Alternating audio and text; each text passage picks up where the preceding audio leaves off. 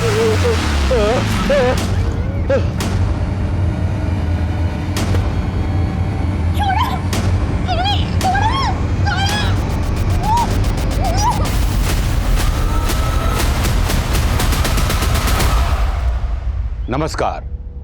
मैं Ashutosh Rana crime petrol के इस नए अध्याय में आप सभी का हार्दिक स्वागत करता हूं। लोग कहते हैं कि आज के आधुनिक युग में हम मशीनों के गुलाम बन चुके हैं, लेकिन क्या आपने कभी सोचा है कि दुनिया की सबसे जटिल मशीन कौन सी है? वो है इंसानी दिमाग। हमारे दिमाग में इतनी शक्ति होती है कि वो जटिल से जटिल और सूक्ष्म से सूक्ष्म काम कर सकता है। आज हमें धरती के गर्भ से लेकर अंतरिक्ष की ऊंचाइयों तक सब पता है, और यह सब संभव हुआ हमारे इंसानी दिमाग की शक्ति के कारण। लेकिन जहां एक तरफ कुछ महान सकारात्मक लोगों का दिमाग हमारी दुनिया को खूबसूरत बना रहा है, वहीं दूसरी तरफ कुछ ऐसे कुंठाग्रस्त लोग भी हैं जो इसे नरक से भी बदतर बनाने पर तुले हुए हैं। हमारे समाज में अपराध और अपराधियों की संख्या में दिन दूनी रात चौगनी बढ़ोतरी होना इस बात का सबूत है। तो आखिर वो कौन सी चीज है जो एक अच्छे खासे इंसान को शातिर अपराधी बनाती है? आइए समझते हैं आज के क्राइम पेट्रोल के इस केस में। जिंदगी और मौत के बीच बस कुछ ही यादगार दिन होते हैं, कुछ बहुत अच्छे और कुछ बहुत खौफनाक, लेकिन मेरे लिए सारे दिन एक जैसे हैं। सुनो ना, आज ऑफिस से जल्दी आ जाना, मार्केट जाना था नई क्रॉकरीज खरीदने। अच्छी भली तो है क्रॉकरीज, क्या प्रॉब्लम है? 1000 बार बोल चुकी हूँ, ये क्रॉकरीज बेकार हो चुकी है, पुरानी हो चुकी है। समझ में नहीं आता क्या तुम्हें?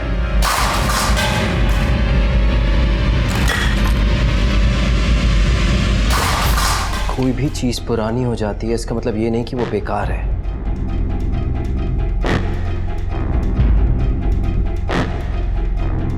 अब ये बेकार है। ये जो ड्रामा करना है ना तुम्हें, कहीं और जाके करना। पुराने और बेकार तो तुम भी हो चुके हो। क्या तुम्हें भी ये ग्लास और प्लेट्स की तरह फेंक दूं मैं? मेरी किस्मत ही खराब है।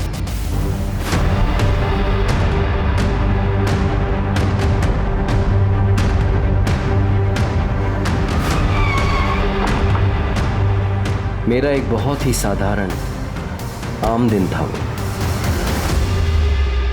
सर आजकल है ना, कोई भी विंडो शॉपिंग में जाके अपने जूते नहीं घिसता, जस्ट अ क्लिक और घर बैठे शॉपिंग हो जाती है। सर ऑनलाइन मार्केटिंग में ही सबसे ज्यादा प्रॉफिट है। हमसे बेहतर लेदर आपको मार्केट में कहीं और नहीं मिलेगा। और सर हमारे ये जो इंडियन ट्रेडिशनल डिजाइन है ना, इसकी इंटरनेशनल मार्केट में बहुत सारी डिमांड है। और सर ये बिजनेस प्रपोजल मेरी बेटी ने बनाई है, देखिए सर एक बार। मेरी बेटी बहुत ही होनहार, मेहनती और इंटेलिजेंट है, बस थोड़ा फाइनेंस चाहिए आपसे।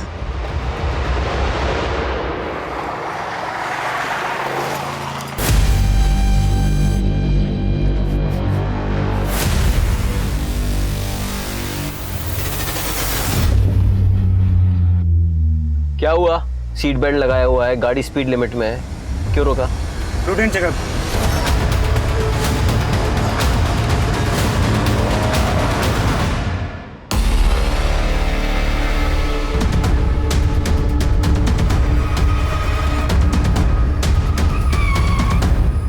सर, कंट्रोल रूम में एक आदमी का फोन आया, उसी ने इन्फॉर्म किया।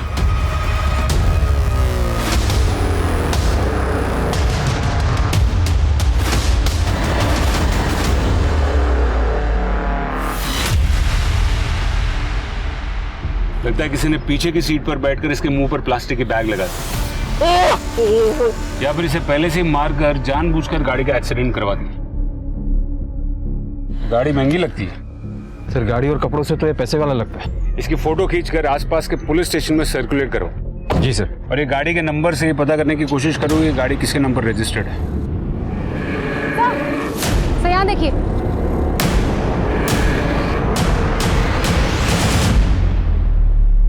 इतनी सारी लेडीज पर्स। सर, मेरे पति ने किसी का क्या बिगाड़ा था? कोई क्यों मारेगा उन्हें? शिवानी जी, आपने अपने पति की 4 दिन पहले मिसिंग कंप्लेंट दर्ज की थी। जी, वो ऑफिस का कह के गए थे, लेकिन वापस घर आए ही नहीं। मैंने अगले दिन ही वाशी पुलिस स्टेशन में कंप्लेंट लिखवाई। आपके पति का किसी के साथ कोई झगड़ा? मुझे ये सब नहीं पता। ये 24 लेडीज पर्स दीपक की गाड़ी की डिक्की से मिली, क्या ये आपके?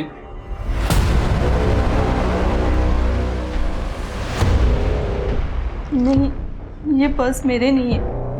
एक बात बताइए, वो हमेशा ही अपनी गाड़ी ड्राइव करते थे या फिर कोई ड्राइवर रखा था? जी, हमारा एक ड्राइवर है प्रमोद, लेकिन पिछले 1 महीने से वो काम पे नहीं आ रहा है क्योंकि वो बीमार है। ठीक है, आप लोग जा सकते हैं।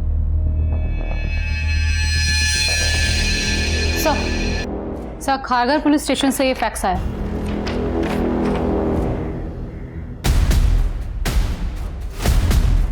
ये तो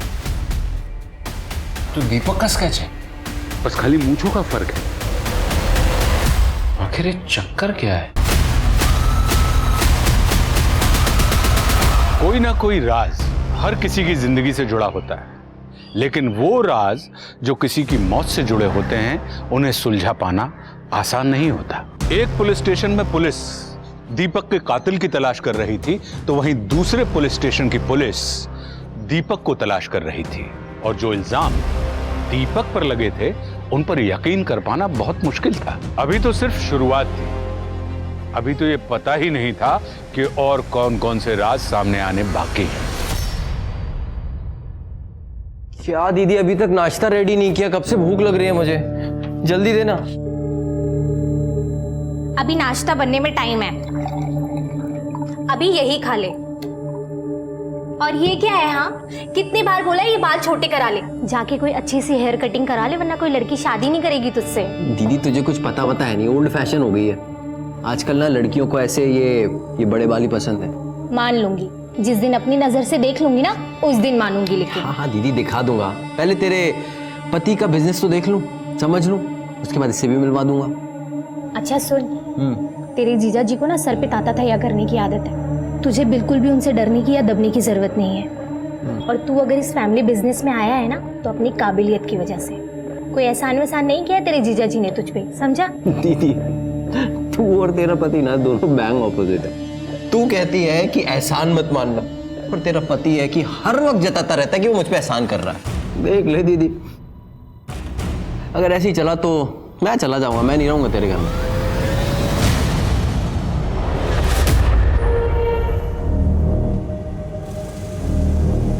आ गई ऐसी करके, फोन उठाने में तो मौत आती है तुझे। कब से फोन कर रहा हूँ? अरे हमारा फोन खो गया है। अच्छा, मेरे माथे पे कुछ लिखा हुआ है क्या? और तेरे बाप ने पैसे जमा करवाए थे जो कि झटके में मेरे अकाउंट से 15,000 रुपए निकाल के उड़ा दिया। तुम अपनी ही धुनकी में लगे रहते हो ना, एक बार पूछोगे नहीं कि हमारे साथ क्या हुआ है? अच्छा, ऐसा क्या हुआ है? वो हम खारघर से वाशी स्टेशन की तरफ जा रहे थे। अरे आप तो ऐसी हालत में आपको ज्यादा पैदल नहीं चलना चाहिए, मेरी पत्नी को भी बहुत तकलीफ होती थी। आप कहें तो मैं कहीं आपको छोड़ दूं? लेकिन हमें वाशी की ओर जाना है। अरे मैं भी वहीं जा रहा हूँ, आइए ना छोड़ देता हूँ आपको, आइए आइए प्लीज।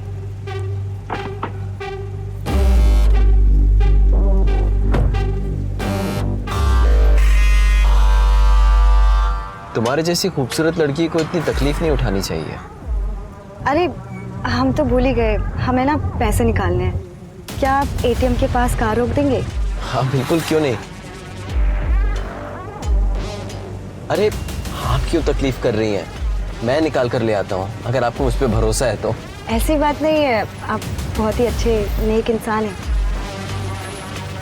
500 रुपये निकालना है। जी, और पिन? 2211। तूने कार्ड और पिन उस आदमी को दे दिए और उसने निकाले अकाउंट से पैसे। अल्लाह कसम यही हुआ था, वो उसने कोई जादू टोना सा कर दिया था कि मैं उसकी बातों में आ गई। इतना झूठ बोलती रही औरत। हम सच कह रहे हैं, वो किसी बड़ी महंगी गाड़ी में आया था, दिखने में भी शरीफ दिख रहा था, और पैसे की खुशबू तो मानो उसके बदन से आ रही थी। अब ऐसे आदमी पे किसको भरोसा नहीं होगा? शिंदे समझ में नहीं आ रहा है, ये दीपक करमरकर इतनी बड़ी फाइनेंस कंपनी का मालिक है, लेकिन खारघर पुलिस स्टेशन के मुताबिक दीपक करमरकर ने किसी रेशमा करवे का एटीएम लेकर उसके अकाउंट से पैसे चुराए। चक्कर क्या है? सर, रेशमा का पति। क्या नाम है तेरा? गणेश। गणेश, हमको ना तेरी बीवी से बात करनी, कहाँ है वो? वो तो भाग गई। भाग गई? कहाँ भाग गई? अरे हम पर क्यों बरस रहे हो? भरोसा नहीं है तो पुलिस से जाकर पूछो। हाँ, पुलिस के पास भी जाऊंगा, कचहरी भी जाऊंगा, तलाक के लिए। तलाक? इतनी सी बात के लिए? तेरा झूठ सुन सुन के थक गया हूँ। या तो तू मेरे 15,000 रुपए दे या फिर तलाक दे दे। साहब मुझे लगा एक दिन में अकल ठिकाने आ जाएगी, लेकिन वो तो गायब ही हो गई। तब मुझे लगता है ना उसी गाड़ी वाले के साथ भाग गई। सच बोल रहा है? सर मैं झूठ नहीं बोलता, झूठ बोले तो मेरी गली में कुत्ता काट खाए मुझे। तेरी गली का कुत्ता काटे ना काटे, तू झूठ बोलेगा ना तो हम जरूर काटेंगे। फिलहाल ये शहर छोड़कर जाना नहीं, समझा ना? और तेरी बीवी रेशमा आई ना तो उसे यहाँ लेकर आना, हमें उससे बात करनी है। चल रिवर्स गियर डाल और निकल इधर से। सर आपको क्या लगता है ये सच बोल रहा है? सुनिए, सच झूठ का तो पता नहीं है, लेकिन इस गणेश से डायरेक्टली या इनडायरेक्टली दो लोग जुड़ते हैं। एक दीपक जो मर चुका है और एक इसकी बीवी रेशमा जो भाग चुकी है। इस पर नजर रखो और रेशमा को कहीं से भी ढूंढ के निकालो। और ये दीपक की गाड़ी को और मोबाइल के जीपीएस सिस्टम को ट्रैक करो और वो जहां जहां गया था वो एरियाज के सीसीटीवी कैमरा को खंगालो। जी सर। सर दीपक के ऑफिस से पता चला है कि दीपक की कुछ दिनों पहले एक पर्स मैन्युफैक्चरर के साथ बहुत गर्मा गर्मी हो गई थी। कौन है ये लोग? I am sure mister Jain कि आपकी बेटी काफ़ी इंटेलिजेंट है, लेकिन मैं आपकी कंपनी को फाइनेंस नहीं कर पाऊंगा। क्यों? क्योंकि आज वर्ल्ड में ज़्यादातर लोग एनिमल क्रुएल्टी के अगेंस्ट हैं, जीव हत्या के खिलाफ। ऐसे में किसी प्योर लेदर के बिजनेस में इन्वेस्ट करके मैं कोई रिस्क नहीं ले सकता। ऐसे बकवास प्रपोजल में मुझे कोई इंटरेस्ट नहीं है। बहुत बड़ी गलती कर रहे हैं आप मिस्टर दीपक। आप लोग जा सकते हैं। हम लोग यहाँ बिजनेस प्रपोजल लेके आए थे, भीख मांगने नहीं, जो इतना आखड़ दिखा रहे हैं आप। पैसा होना तो अकड़ आ ही जाती है। सिक्योरिटी! मिस्टर दीपक याद रखूंगा इस बेइज्जती को। आपकी बेटी के बिजनेस आइडिया को दीपक ने फाइनेंस नहीं किया था ना, जाहिर है एक बाप को गुस्सा तो आया होगा। आया था सर, लेकिन सर एक बिजनेसमैन अपना बदला बिजनेस में आगे बढ़कर लेता है, किसी का खून करके नहीं। तो आपकी फैक्ट्री से निकले लेडीज पर्स दीपक की गाड़ी में क्या कर रहे थे? सर आप कहना क्या चाहते हैं? मैंने सारे पर्स दीपक के कार के डिक्की में रखे, फिर उसका मर्डर किया, क्या कह रहे हैं सर आप? सर इनफैक्ट ये बैग्स हमारे कंपनी की है ही नहीं। इसकी डिजाइन्स देखिए कितनी लोकल है, ये ना आपको सड़क पे आराम से मिल जाएगी। कंगना ऐश्वर्या आलिया की पसंद, ले लो 300 रुपए 300 रुपए 300 एम 300 फिक्स प्राइस है, नो बार्गेनिंग। और ये? हाँ ये भी 300 है ना, बार्गेनिंग नहीं है मैम। अरे कल ही खरीदा मम्मी ने, प्रियंका ने अपनी शादी में पहना था ना, बिल्कुल वैसा ही है, एकदम चटक लाल, ऊपर से गोल्डन वर्क है, सिल्वर भी। तू देखना, पहनूंगी ना तो प्रियंका से भी ज्यादा सुंदर लगूंगी।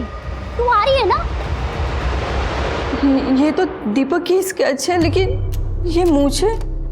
मैंने तो इतने सालों में उन्हें कभी मूंछों के साथ नहीं देखा। देखिए मैडम, नकली मूछें लगाना बहुत आम बात होती है। मैं कुछ समझी नहीं, बात क्या है? ये कैसी बातें कर रहे हैं आप? मेरे पति बिल्कुल ऐसे नहीं थे। अरे उनका मर्डर केस सॉल्व करने के बजाय आप लोग उस पर घिनौना आरोप लगा रहे हैं। ये एफआईआर रिपोर्ट 1 महीने पहले दर्ज की गई थी। देखिए शिवानी जी, हर इंसान के अलग अलग रूप होते हैं। क्या आपके पति दीपक की जिंदगी का ऐसा कोई पहलू था जो शायद छुपा कर रखते हो? मुझे नहीं लगता। अरे आप लोग यहाँ क्या कर रहे हैं? मैंने मना किया था ना कमरे से बाहर निकलने के लिए। चलिए अंदर जाइए, अंदर जाइए।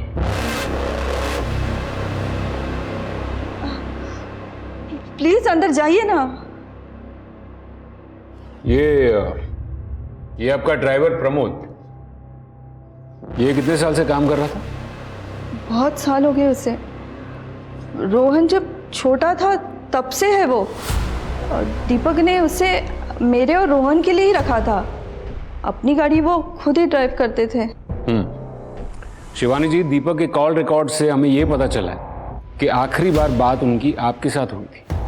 कोई खास बात? नहीं, मैं तो बस उन्हें यही पूछ रही थी कि वो कब तक घर लौटेंगे, और उन्होंने कहा 1 घंटे में। शिवानी बस रोज रोज एक ही सवाल। अरे जो बनाओगे खा लूंगा। हाँ पहुंच रहा हूं 1 घंटे में। हाँ ऑफिस में ही हूं,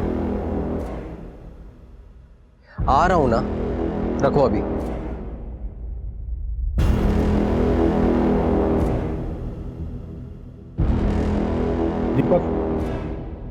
क्यों आते हो यहाँ पर? मेरी साफ सुथरी बातें तुम्हें समझ नहीं आती? इस दुनिया में साफ सुथरी बात कोई होती ही नहीं है।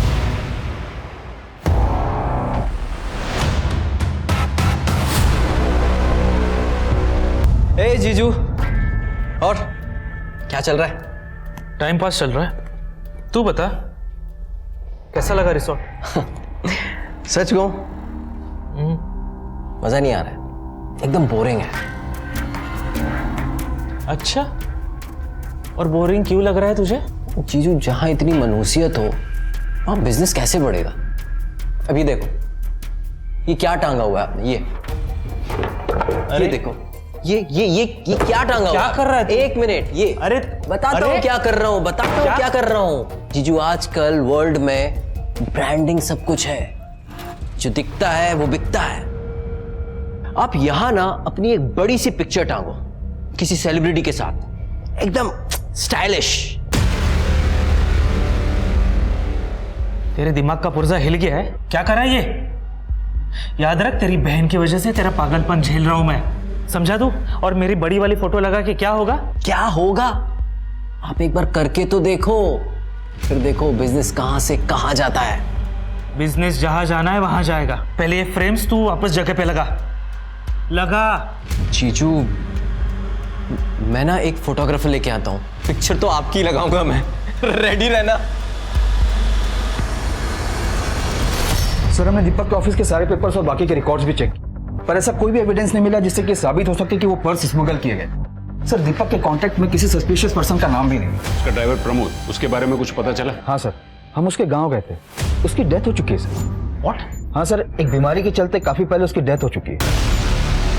वैसे सर, क्राइम स्पॉट के आसपास की सीसीटीवी फुटेज मैंने मंगवाई है, पर ट्रैफिक डिपार्टमेंट की तरफ से थोड़ा टाइम लग रहा है। ठीक है, मैं कमिश्नर के ऑफिस से फोन करवाता हूँ। सर एक अच्छी खबर है। सर, हमें दीपक की कार में से जो बैग्स मिले थे उनमें से 2 के बोनाफाइड सीरियल नंबर से पता चला है कि वो क्रेडिट कार्ड से खरीदे गए थे, अनीता कश्यप और श्रेया खट्टर के नाम से। उन दोनों से पूछताछ करो और उनसे पता करो कि उनके पर्स दीपक की गाड़ी में क्या कर रहे थे।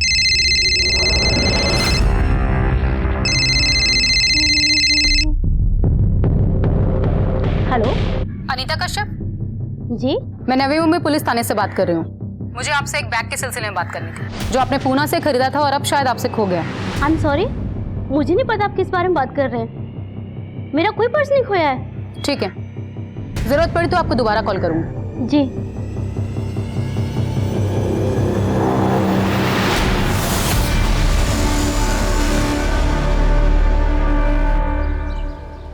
Hello sir.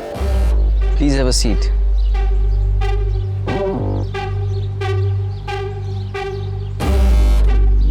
सीवी लाई हो? जी सर। मेरा एक फैमिली बिजनेस है, मैं अपने बिजनेस को रिवाइव करके रीलॉन्च करना चाहता हूँ। आई होप तुम बड़े अकाउंट्स हैंडल कर पाओगे। जी बिल्कुल सर। गुड। अनीता, आज मैं तुमसे बिजनेस के रिगार्डिंग मिलने नहीं आया हूँ। एक्चुअली मैं कुछ कन्फेस करना चाहता हूँ। मैंने जब से तुम्हें देखा है बस तुम्हारे बारे में ही सोच रहा हूँ। मैं तुम्हें और अच्छे से समझना चाहता हूँ, जानना चाहता हूँ, एक अच्छे दोस्त की तरह। हम कुछ भी गलत नहीं कर रहे हैं अनीता। कुदरत ने मर्द और औरत को बनाया ही ऐसे, जानवर की तरह। क्या कर रहे हो? छोड़ो, मेरे हाथ छोड़ो, छोड़ो मुझे।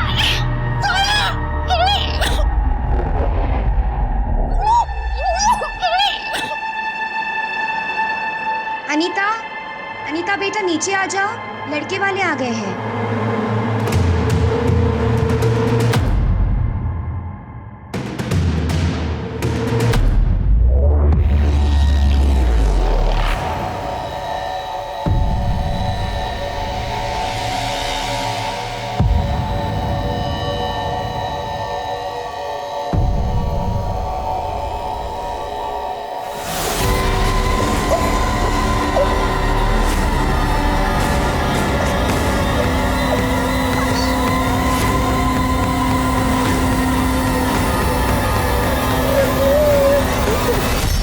अनीता कश्यप से बात हुई है, उसका कहना है कि उसका कोई पर्स चोरी नहीं हुआ। हाँ, लेकिन खरीदा तो उसी के कार्ड से गया था ना। जी सर, मुझे लगता है कि वो जरूर कुछ छुपा रही है।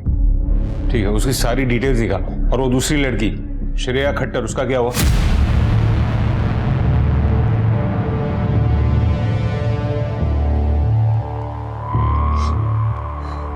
वही है मैम।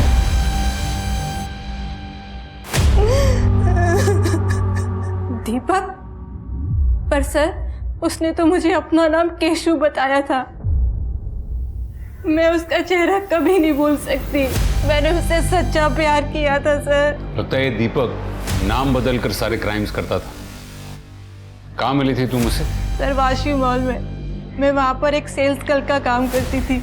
सर मुश्किल से 1 हफ्ते बाद ही उसने मुझे शादी के लिए प्रपोज कर दिया था। हम 1 हफ्ते की छुट्टी के लिए गोवा गए थे। सर सब कुछ मेरे लिए सपने जैसा था, लेकिन सर सपने तो टूट जाते हैं ना। और ये मुझे गोवा में छोड़कर कहीं गायब हो गया। कितने साल पहले की बात है ये? सर करीबन 1 साल हो गया। मुझे उसके साथ बिताया हुआ हर पल अच्छे से याद है। सर उसने मुझसे जबरदस्ती अपने लिए एक महंगा मोबाइल खरीदवाया। शिंदे, लेकिन हमें तो एक भी मोबाइल नहीं मिला।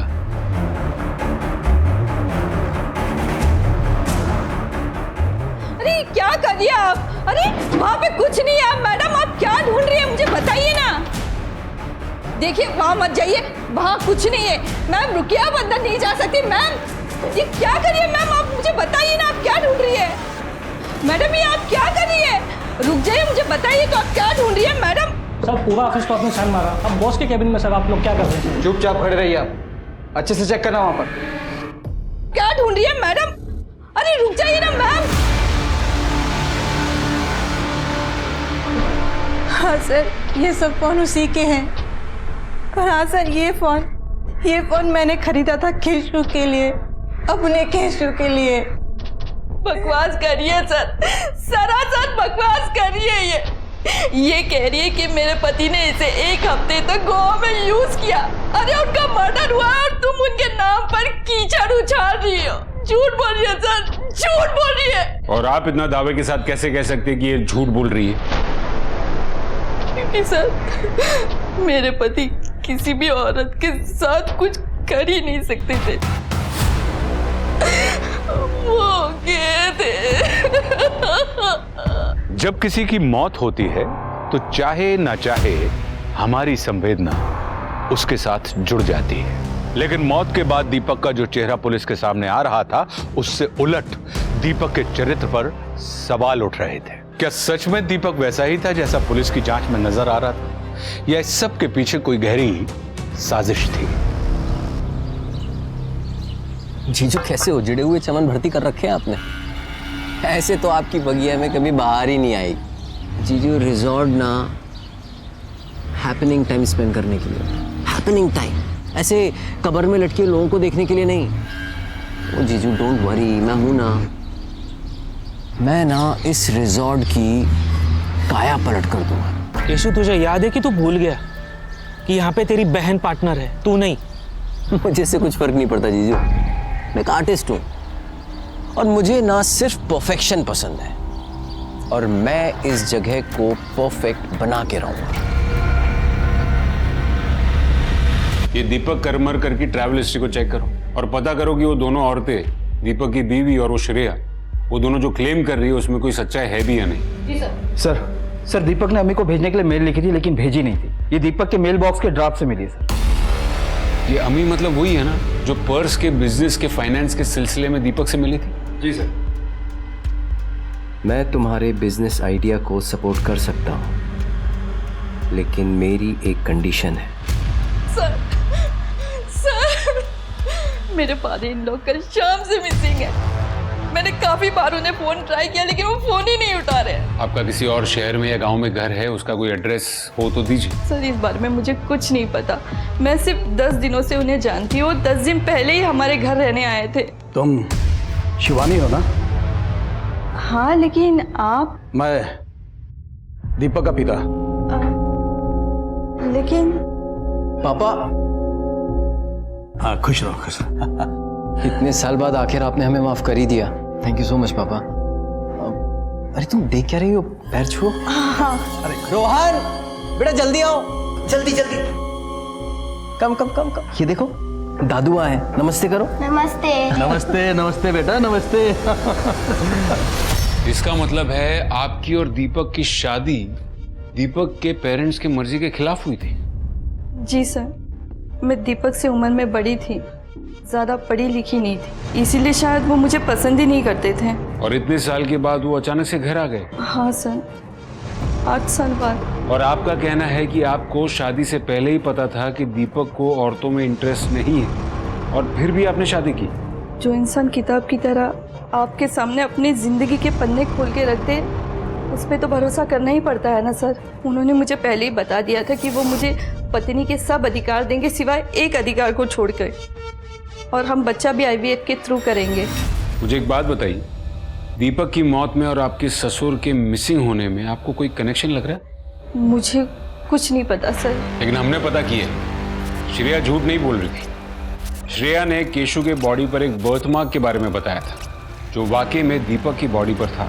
इनफैक्ट श्रेया के पहले रेशमा ने भी दीपक के बारे में कंप्लेंट दर्ज की थी, और अब रेशमा भी मिसिंग। जब आपको लगता है कि दीपक इतने सालों तक मुझसे झूठ बोल रहा था, वो धोखेबाज है, वो एक पर्वर्ट है, और समाज में अपना परिवार दिखाने के लिए मुझसे उसने शादी की, तो ये भी बता दीजिए ना कि उसके पिता कहाँ है।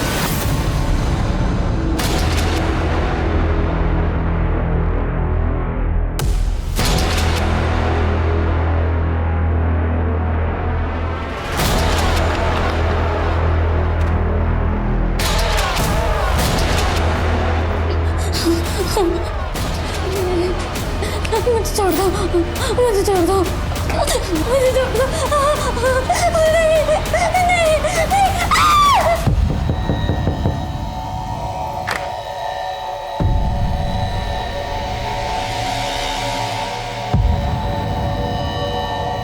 ये चोट कैसे लगी? किसने किया ये सब? अपने पति से पूछ।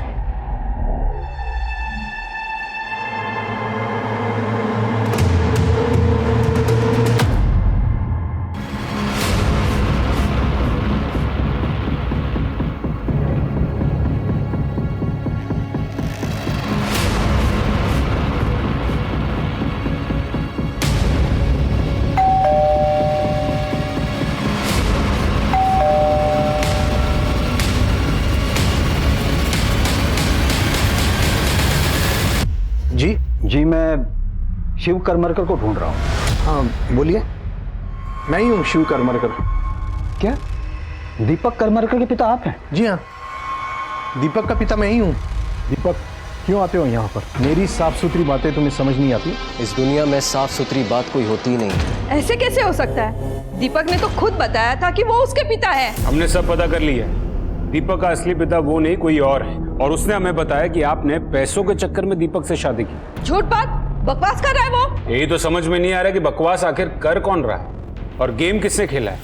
आपने, दीपक के नकली पिता ने, या फिर दीपक अपने ही किसी गेम का शिकार बन गया? और इन सब सवालों के जवाब देने के लिए आपको हमारा मेहमान बनना होगा।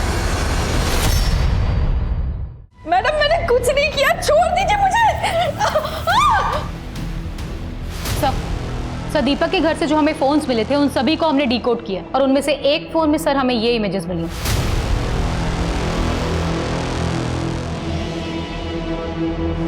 अवनी, इन सारे इमेजेस के सोर्सेज निकालने होंगे।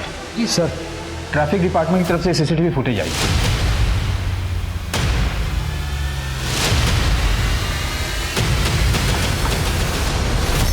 अरे लेकिन अंदर आने की क्या जरूरत है? बात करो ना बाहर से।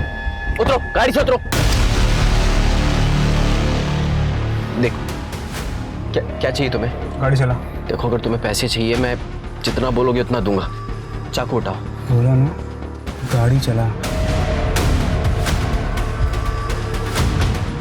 सर ट्रैफिक डिपार्टमेंट ने अश्योर किया है कि वो इंटरनल इन्वेस्टिगेशन करके हमें इन्फॉर्म करेंगे कि दोनों आदमी उनके हैं या नहीं, पर अभी तक कुछ पता नहीं चला है। एक काम करो, अपने सारे खबरियों को अलर्ट कर दो। हो सकता है कि नकली ट्रैफिक पुलिस वाले भाड़े के कॉस्ट्यूम लिए, आसपास के एरिया के सारे कॉस्ट्यूम वालों से भी पूछताछ करो। जी सर। हेलो, क्या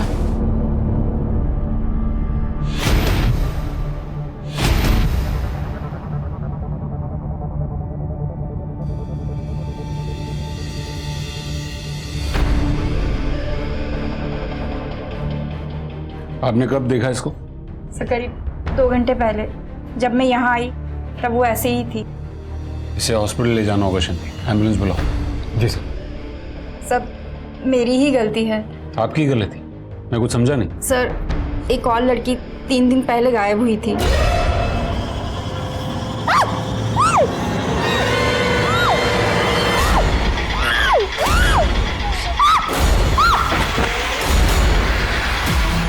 कौन हो तुम? मेरे पास मत आना। कौन हो तुम? मेरे पास मत आना।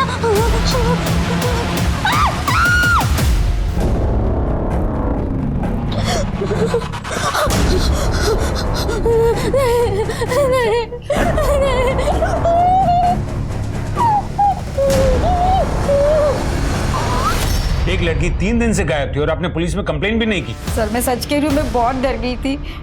मैं नहीं चाह रही थी कि मेरे इस पीजी की बदनामी हो। सर एम्बुलेंस आ रही है।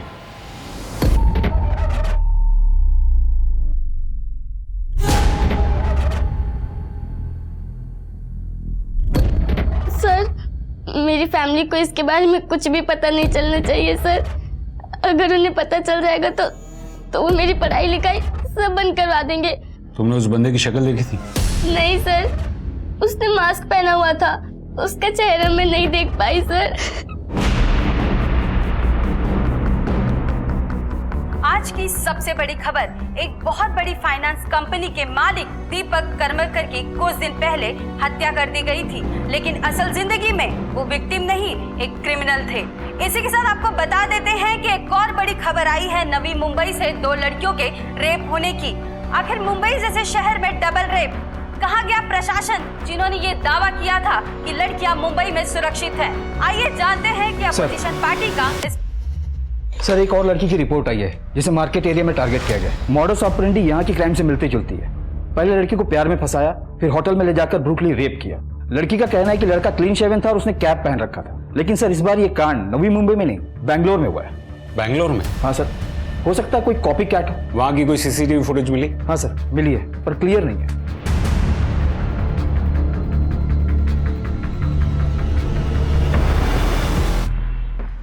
इसमें तो कुछ भी पता नहीं चल रहा है।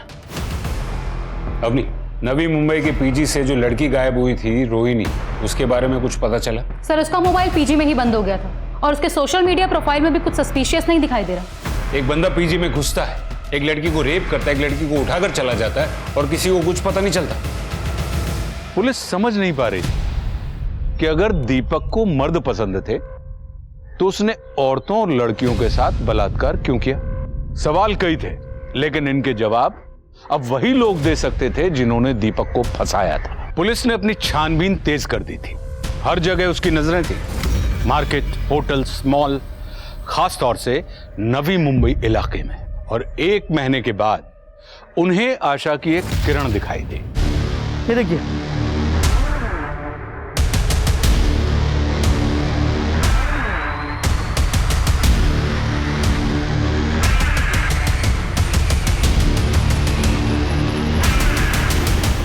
इट्स कंफर्म सर, उस सुनसान जगह पे जो लाश मिली है वो रेशमा कर्वे की है। उसके मोबाइल के जीपीएस की हिस्ट्री ट्रेस करो और देखो कि वो जहां जहां गई है वहां कौन कौन से नंबर्स एक्टिव हैं, और देखो कि उनमें से कोई कॉमन नंबर्स मिलते हैं क्या। Okay sir. और एक बात है सर, दीपक की मौत के 1 दिन पहले ट्रैफिक पुलिस की फुल कॉस्ट्यूम रेंट पर ली गई थी। हम ट्रेस कर रहे हैं सर, और दीपक के नकली बाप को ढूंढने के लिए खबरियों को भी काम पर लगा दिया है।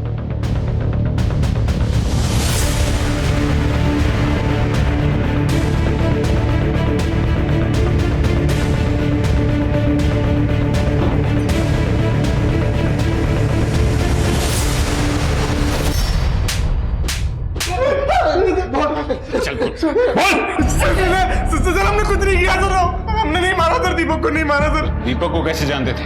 सर वो हम लोग एक होमोसेक्सुअल हनी ट्रैपिंग रिंग से जुड़े हुए थे sir. Homosexual Honey trapping ring? हाँ सर, जो आदमी ऑनलाइन गे पॉर्न सर्फ करते थे वो लोग सर हैकर के थ्रू उन्हें ट्रैक करते थे सर, उन्हें फंसाते थे सर और फिर ब्लैकमेल करते थे। दीपक को भी उन लोगों ने ऐसे ही फंसाया था सर। दीपक को? हाँ सर। हाँ सर, दरअसल सर वो दीपक है ना सर, उसे मर्द पसंद है, इसलिए उन्होंने जिम्मी को थ्रू उसका फंसाया सर। और सर फिर मुझे ऑर्डर दिया उसको ब्लैकमेल करने के लिए। तुम पैसा निकालते हो या मैं तुम्हारे बीवी बच्चों को बता दूं सब? देखो, मैं पैसे दे दूंगा, थोड़ा टाइम लगेगा। तुझे जितना टाइम चाहिए उतना ले, लेकिन तब तक मैं तेरे इस घर में रहूंगा, तेरा बाप बन के। सर फिर किसी ने दीपक का खून कर दिया सर। मैं बहुत डर गया सर, इसलिए मैं उस घर से भाग गया सर। तुम लोगों को ये ऑर्डर्स कौन देता था? वो ऑर्डर्स अलग अलग नंबर से आते थे सर। हमें तो ये भी नहीं पता सर कि वो एक आदमी या बहुत सारे। शिंदे, इनसे सबके नंबर्स लो। जी सर।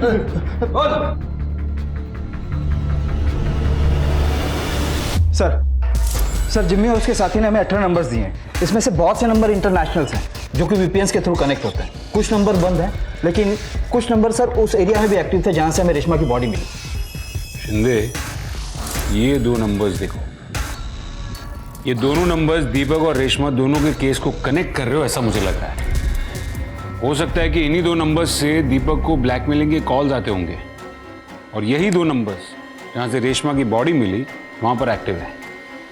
सर एक बात समझ में नहीं आ रही है, ये ब्लैकमेलर्स आदमी को शिकार बनाकर उनसे लाखों रुपए ऐड करते हैं, तो सर सिर्फ 15,000 रुपयों के लिए एक प्रेग्नेंट औरत को किडनैप करके क्यों मारेंगे? सर हो सकता है कि इस केस से और भी रेप और किडनैपिंग के मामले जुड़े हों और ये दीपक उसी ग्रुप का कोई हिस्सा हो। शिंदे, जितने नंबर्स बंद आ रहे उसके बारे में भी जितना पता कर सको वो करो। और वो अनीता जिसने क्रेडिट कार्ड चोरी होने की 1 महीने बाद कंप्लेन की, उससे तो घुमा फिरा कर पूछो। मुझे डाउट है कि वो कुछ ना कुछ जरूर छुपा रही है। और वो श्रेया जिसने अपने पहली कंप्लेन में ये कहा था कि दीपक ने नाम बदल कर उसे फंसाया था, इन दोनों से बराबर पूछताछ करो, जरूर कुछ ना कुछ मिलेगा।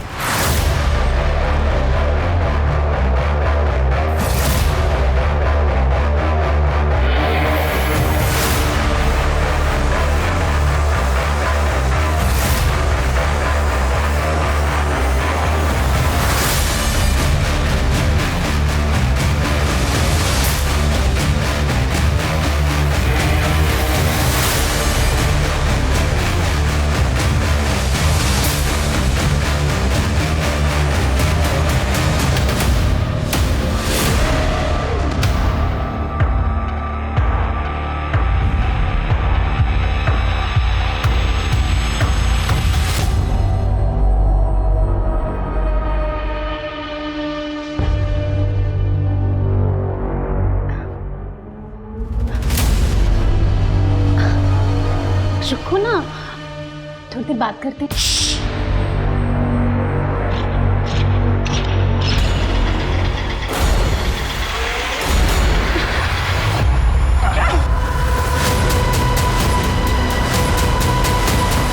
सर मैं अपनी बात से कभी नहीं मुकरी। मैं आज भी आपसे ये बात कहती हूँ कि उसने मुझे धोखा दिया है और मैंने उससे सच्चा प्यार किया था, करती हूँ और करती रहूँगी। मैं उसके लिए कुछ भी कर सकती हूँ और इसी सच्चे प्यार के लिए जो उसने मुझसे कहा मैंने वो सब किया सर।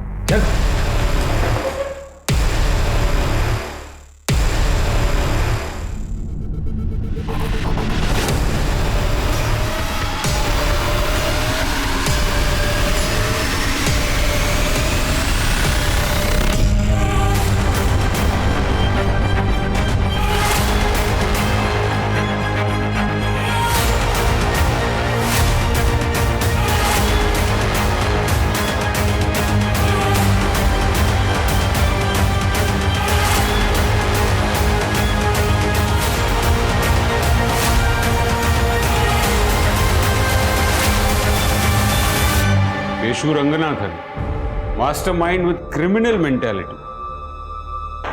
तुम्हें देखकर मुझे अफसोस होता है, एक जीनियस स्टूडेंट रह चुका है, एमबीए किया और कॉलेज से हैकिंग शुरू कर दी, और अपनी सबसे बड़ी गेम खेली तूने अपने हमशक्ल दीपक करमरकर को मारकर। क्यों किया ये सब? तो मैंने मजाक मजाक में हैकिंग के थ्रू ये गे लोगों को ट्रेस करना शुरू कर दिया जो कभी भी अपनी आइडेंटिटी रिवील नहीं करते। लेकिन बाद में समझ में आया कि इससे तो मैं काफी पैसा कमा सकता हूँ। दीपक को भी मैंने ऐसे ही अपना शिकार बनाया था और शिकार बनाकर मार दिया। आर्टिस्ट हूँ मैं सर, आर्टिस्ट। किसी को भी अपने काबू में कर सकता हूँ। और ये जो लड़की लोग होती है ना सर, ये ना बहुत बेवकूफ टाइप की होती है। Don't mind madam, but that's the truth. इनसे आप थोड़ा सा बाबू सोना हनी बोल दो, मक्खी की तरह चिपक जाती हैं। पर क्या करें सर, बॉडी को जो चाहिए तो चाहिए, तो पहले थोड़ा सा मुंह लगा लो और फिर जब चिपकने लगे ना तो दूसरे शिकार की तरफ शिफ्ट हो जाओ, बस सिंपल है। दीपक की कार से 24 पर्स मिले थे, वो सब क्यों किया तूने? वो भी तेरा मजाक था या फिर कोई पर्सनल खुन्नस? डोंट माइंड, तो मैंने पुलिस को बेवकूफ बनाने के लिए किया था। जो उसने मुझसे कहा मैंने वो सब किया सर। एक औरत ने पुलिस में मेरी शिकायत की है। मैं लंबे समय के लिए जेल जा सकता हूँ। मैं जानता हूँ कि तुम मेरी बात भी समझोगी और मेरी मदद भी करोगी। श्रेया एक आदमी है, दीपक करमरकर, हूबहू मेरी शक्ल का। श्रेया, मेरे पास एक बहुत अच्छा प्लान है। मैं उसका खून करूँगा, बस तुम्हें उसे आइडेंटिफाई करना।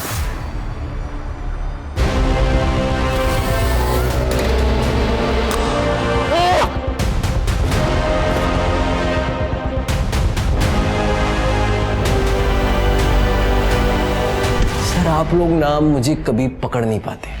वो तो मुझे उस सर फिरी लड़की रेशमा ने फंसा दिया। या तो हमारे पैसे अभी के अभी हमें वापस कर दो, या हम तुम्हारी कार का नंबर पुलिस को लेके आ रहे हैं। और तुम्हारा ये हुलिया तो हम पहले ही पुलिस को बता चुके। तुमको पैसे चाहिए ना? मैं अभी तुम्हारे पैसे ला कर दूं। रुको, 2 मिनट लगेंगे।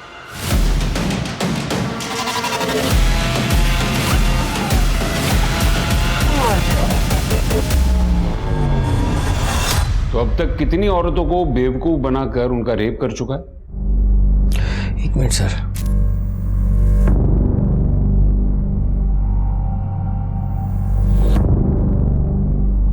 सर एग्जैक्टली नहीं बता पाऊंगा, ये कुछ 50-60 होंगी। मानना पड़ेगा, प्लान एकदम परफेक्ट था तेरा। तूने बड़ी आसानी से पुलिस के सामने यह साबित कर दिया कि सारे क्राइम्स दीपक करमरकर ने ही किए थे। लेकिन तू तो पुलिस रिकॉर्ड से काफी दूर था। तो बैंगलोर वाला कांड? सर, आप कभी बैंगलोर गए? सर, बहुत ही सुंदर जगह है। तो बस मार्केट में एक लड़की को देखा और उसके पीछे पीछे चला गया, बस। रोहिणी कहाँ है?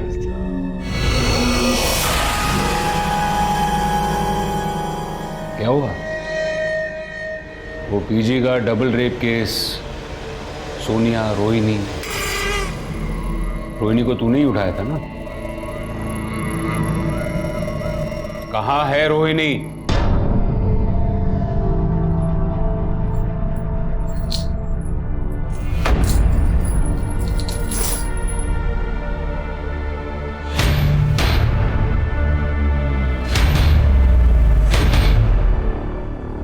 दीपक करमरकर केस में एक नया मोड़ आया है। असल जिंदगी में दीपक क्रिमिनल नहीं बल्कि विक्टिम थे और उन पर सारे लगाए गए इल्जाम बेबुनियाद थे। जितने भी क्राइम हुए थे वो दीपक ने नहीं बल्कि उसके हमशक्ल केशु ने किए थे। शिवानी जी, हमें माफ कर दीजिए। मैं जानता हूं कि हमारी वजह से आपके परिवार की काफी बदनामी हुई है, लेकिन कई बार झूठ की परतें खरोचते वक्त हम पुलिस वालों से भी गलती हो जाती है। We are very sorry.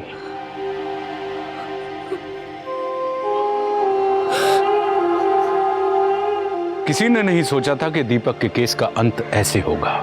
दीपक काल का शिकार सिर्फ इसलिए बना क्योंकि उसका चेहरा केशु से मिलता था। यह बात डरने के लिए काफी है कि कोई अपनी जिंदगी के सुख दुख का लेखा जोखा संभाल रहा है और उसे सिर्फ इसलिए मार दिया जाता है कि उसकी पहचान किसी और के काम आ सकती है। केशु जैसे अपराधी को इस समाज में रहने का हक नहीं है, लेकिन यह सच है कि उसके जैसे ना जाने कितने अपराधी हमारे समाज में हमारे बीच रहते हैं, मासूमों को अपना शिकार बनाते हैं और किसी को कुछ पता नहीं चलता। हमारी और हमारे अपनों की खुशनुमा सुरक्षित जिंदगी की जिम्मेदारी हमारी है, लेकिन इसके लिए हर वक्त हमें सचेत और सतर्क रहना चाहिए। अब मैं आशुतोष राणा विदा लेता हूं आपसे। हम फिर मिलेंगे एक ऐसी ही कहानी के साथ जो आपको रखेगी सतर्क और जिंदगी को सुरक्षित। तब तक अपना और अपने परिवार का ख्याल रखिए और देखते रहिए क्राइम पेट्रोल सतर्क। जय हिंद।